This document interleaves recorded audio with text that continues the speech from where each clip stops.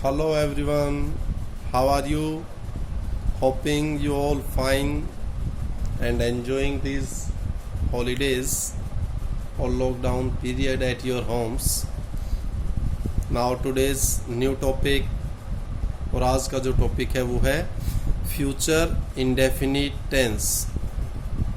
अब हम फ्यूचर के प्रेजेंट किया, फिर पास्ट और अब फ्यूचर इंडेफिनिट टेंस में आ गए हैं।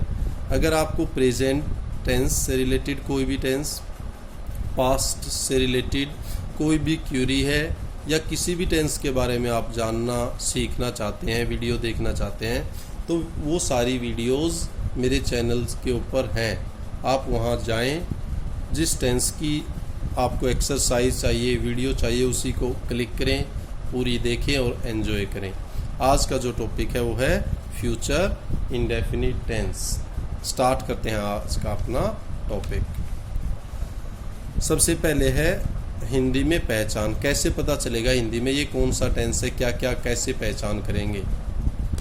तो वाक्य के अंत में आपको गा, गे, गी, इसका मतलब वाक्य के अंत में क्या मिलेगा? या तो गा या गे या गी, और इनसे पता चल जाएगा कि ये फ्यूचर इंडेफिनिट टेंस का सेंटेंस है।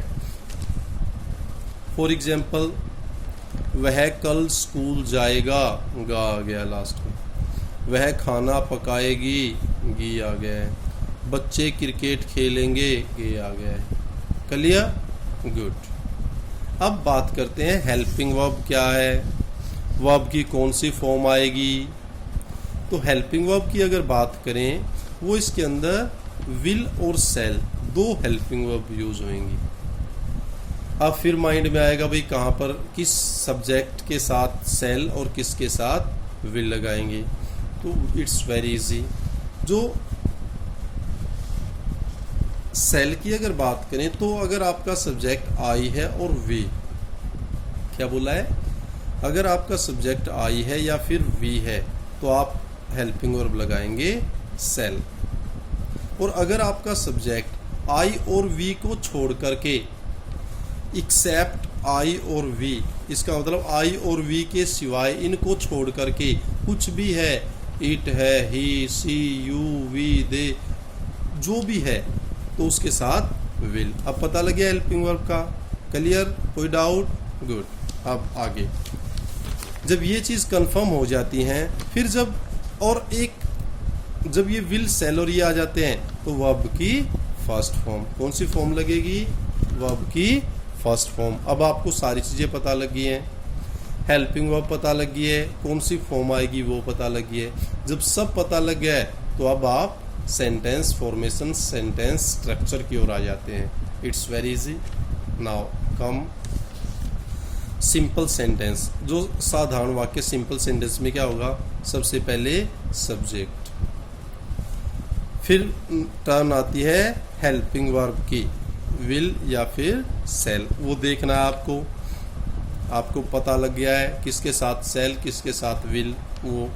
फिर वर्ब की फॉर्म पता लग गया है, फर्स्ट फॉर्म आएगी, फिर ऑब्जेक्ट।